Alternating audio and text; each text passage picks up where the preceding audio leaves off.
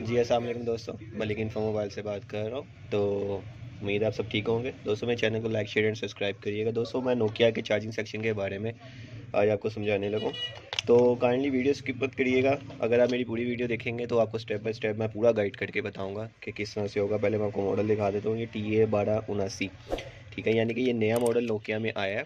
4GB इसको कह सकते हैं मोबाइल में।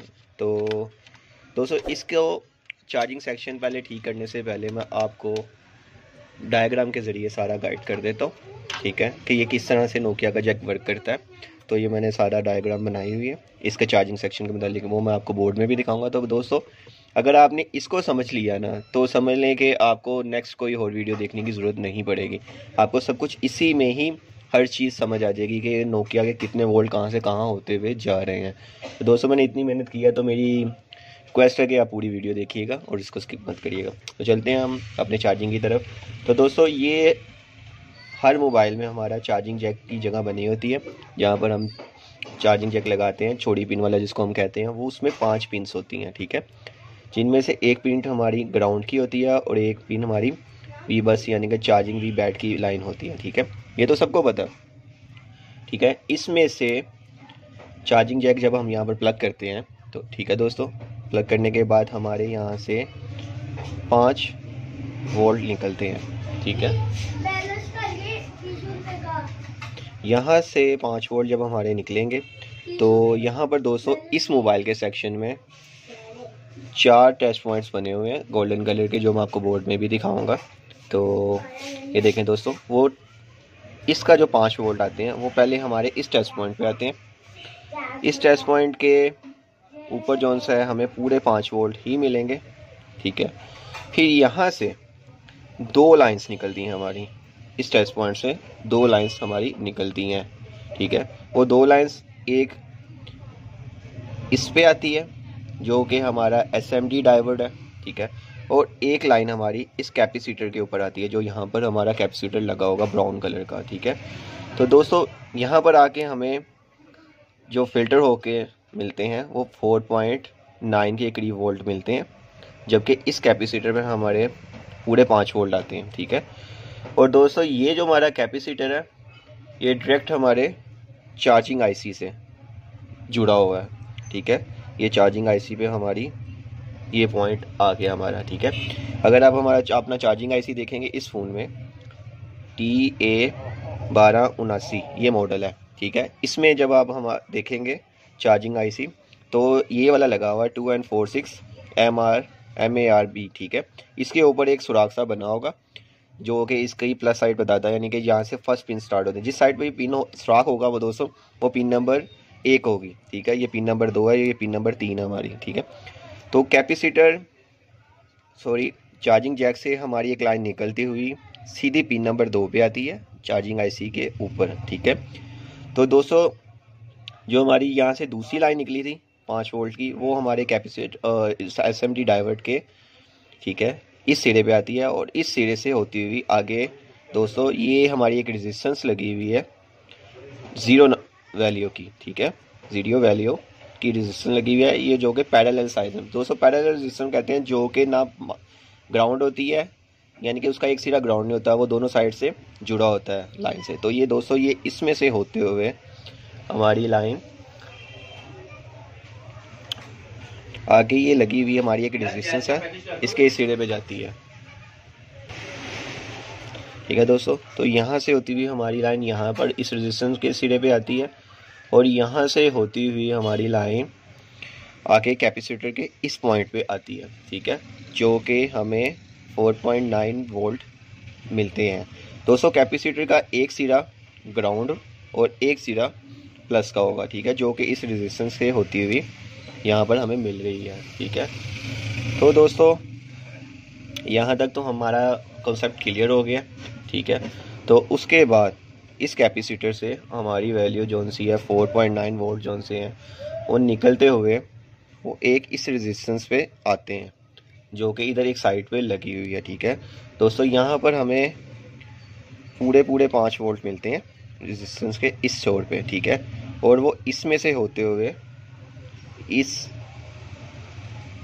डायोड पे SMD डायोड पे जाते हैं, जो कि हमें यहाँ पर पूरे 4.9 वोल्ट देता है। ठीक है दोस्तों, ये हमारी एक रेजिस्टेंस लगी होती हैं नोकिया के हर सेक्शन में। अगर आपने कभी ठीक किया होगा तो आपको आइडिया होगा कि 2 रेजिस्टेंस लगी होती हैं हमारी। ठीक है दोस्तों, तो यहाँ से जो सा है हमारा सेक्शन एक सीधा यहाँ पर हमें इस SMD डायोड पे आ रहा है 3 टांगों वाली, और एक ये रेजिस्टेंस की वैल्यू इस रेजिस्टेंस के साथ जुड़ जाती है। ठीक है, रेजिस्टेंस की दोस्तों एक सिरा ग्राउंड होगा। ठीक है, और सॉरी इसका ग्राउंड नहीं होता दोस्तों। ये जो सा है ये भी पैरेलल्स में दोनों लगी हुई थी रेजिस्टेंस, तो ये जो सा है यहाँ पर इसको आके टच करता है, जो कि 5 वोल्ट में जाता है, और ये सिरा हमारा इस डायोड के ऊपर आके मिलता है, जो कि हमें यहाँ पर प्रोवाइड करता है 4.3 वोल्ट। ठीक है दोस्तों, यानी कि इस कैपेसिटर से हमारी वैल्यू होती हुई इस डायोड पे आती है, जो कि 4.9 वोल्ट मिलते हैं, और इसी रेजिस्टेंस में से इस रेजिस्टेंस से अटैच होती हुई 4.3 वोल्ट हमें देती है। तो दोस्तों इसमें क्या लॉजिक है कि यहाँ पर 4.3 वोल्ट हमें मिल रहे हैं। ठीक है, उसकी लॉजिक क्या है? उसकी लॉजिक ये है कि जो ये रेजिस्टेंस 2 लगी हुई है हमारी नोकिया की, अगर आप देखेंगे, आप देखते हैं अक्सर चार्जिंग पे लगाते हैं, आपको वी बैट के ऊपर पूरे 4.2 वोल्ट मिल रहे होते हैं, पर आपका मोबाइल चार्जिंग शो नहीं कर रहा होता। उसकी वजह ये 2 रेजिस्टेंस होती हैं दोस्तों। ये 2 रेजिस्टेंस आपस में जुड़ी होती हैं, जो कि आपको नहीं पता लगता। इसमें से एक लाइन निकलती हुई हमारी डायरेक्ट CPU में जाती है। ठीक है, PMIC भी इसको कह सकते हैं। ठीक है, 0.5 वोल्ट की। ठीक है, 0.5 वोल्ट की इन दोनों में से वैल्यू बन के इस PMIC को जाती है, जो सिग्नल देती है हमें। ठीक है, जो ये हमें सिग्नल देगी इस सिरे पे। ठीक है, पावर IC के होती हुई इस सिरे पे आ रही है, जो कि हमें सिग्नल देती है कि चार्जिंग के लिए। ठीक है दोस्तों, अगर ये हमारी लाइन ब्रेक होगी या हमारी एक रेजिस्टेंस भी इन दोनों में से ख़राब होगी, तो हमारा मोबाइल चार्जिंग शो नहीं करेगा, चाहे वो उसके ऊपर पूरे एम्पेयर आ रहे हो। मैं अब आपको इन रेजिस्टेंस की वैल्यूज़ भी आपको बता देता हूँ कि इनकी रेजिस्टेंस की वैल्यू कितनी होती है। तो दोस्तों जिस पे डायरेक्ट आपको 5 वोल्ट आ रहे होंगे कैपेसिटर से होते, वो दोस्तों 90 किलो ओम्स की रेजिस्टेंस लगी होती है। ठीक है, 90 किलो ओम की, और जो जिसमें से हमारी रेजिस्टेंस 5 वोल्ट दूसरी रेजिस्टेंस को वोल्ट दे रही है, ठीक है, वो लगी होती है हमारी 38 किलो ओम की। ठीक है, 38 किलो ओम की। यहाँ पर मैं ज़रा क्लियर लिख देता हूँ, 38 किलो ओम्स। ठीक है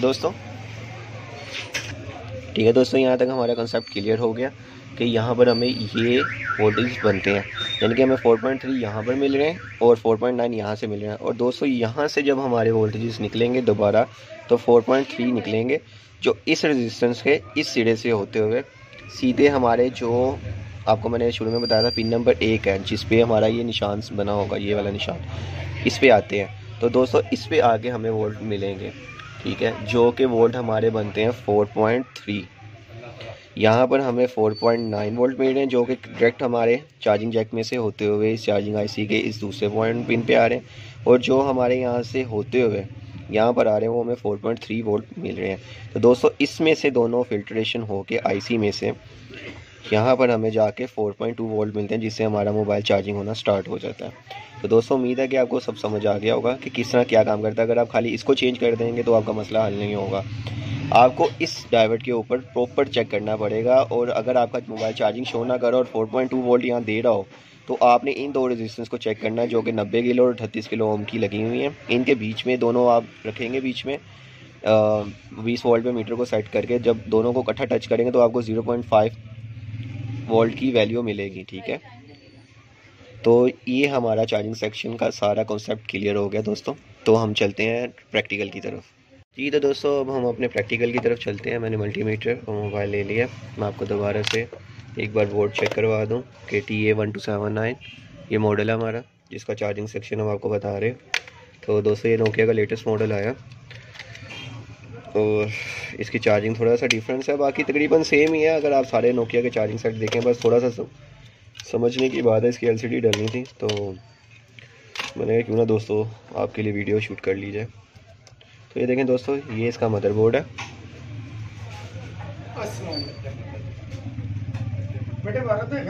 तो देखें दोस्तों, जैसे कि 4 टेस्ट पॉइंट मैंने आपको बताए थे चार्जिंग जैक से होते हुए, इसी तरह इसके चार्जिंग जैक में से होते हुए आ रहे हैं। तो दोस्तों यहाँ पर हम चेक करेंगे तो हमें 4.9 वोल्ट मिलेंगे इसके।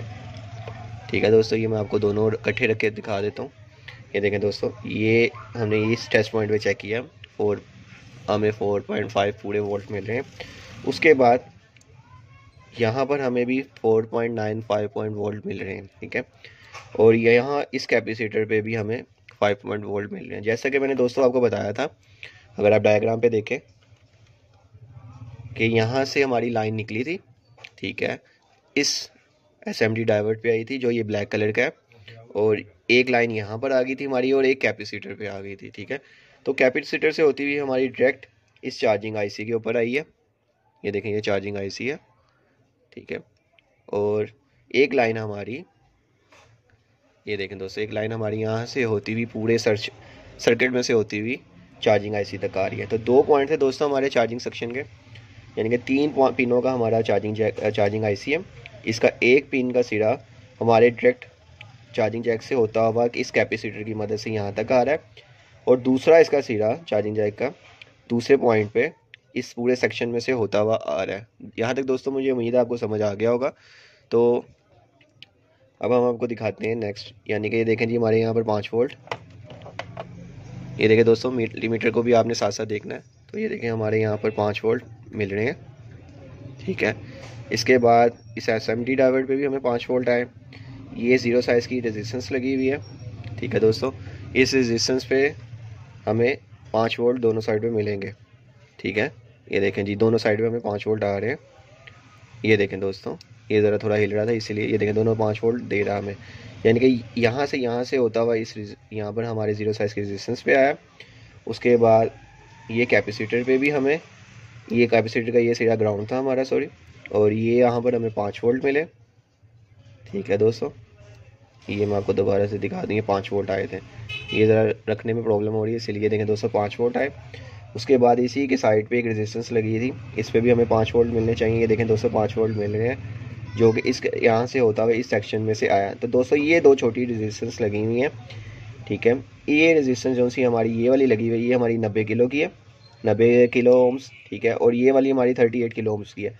इन दोनों के बीच में से हमारी लाइन होती हुई डायरेक्ट सीपीयू में जा रही है, जो हमारे चार्जिंग शो करने में हमारी हेल्प करती है। ठीक है दोस्तों, तो इन दोनों को अगर आप इकट्ठा रखेंगे तो वोल्ट बनेंगे 0.5 वोल्ट आपको मिलेगी रीडिंग। ठीक है, ये मैं रख के आपको दिखा देता हूँ एक बार, अगर ये रखा जाए, क्योंकि ये देखें दोस्तों 0.5 आया था, वो सिंगल पे टच हो रहा है। दोनों को आप इकट्ठा टच करेंगे एक दूसरे के साथ तो आपको पता लगेगा। दोस्तों ये मैं रख नहीं पा रहा हूँ, तो आप रख के देख लीजिएगा। वैसे तो मैं फिर भी एक बार कोशिश कर लेता हूँ। नहीं दोस्तों, ये नहीं रखा जा रहा, मेरी ज़रा वोल्ट और तरह के। तो अगर आप इनको इकट्ठा रखेंगे तो आपको 0.5 वोल्ट मिलेंगे, जो यहाँ से होते हुए डायरेक्ट सीपीयू में जा रहे हैं, और ये एक रेजिस्टेंस की मदद से यहाँ पर 5 वोल्ट आ रहे हैं, जो कि हमारे इस रेक्टिफायर आईसी के ऊपर जो 3 टांगों वाला है इसके ऊपर आ रहे हैं। तो ये देखें दोस्तों, यहाँ पर हमें पूरे 5 वोल्ट मिलेंगे, यहाँ पर 5 वोल्ट आ रहे हैं हमारे। ठीक है, एक सिरा जो कि हमारा यहाँ से होता हुआ आ रहा है, और ये जो बीच में से लाइन 0.5 वोल्ट में जा रही है, और यही सीपीयू की मदद से इसके एक सिरे पे आती है। ठीक है, और यहाँ से होती हुई इस सिरे पे आके हमें 2.4 वोल्ट देती है। देखें दोस्तों, मैं आपको दोबारा से दिखा दूँ, ये देखें,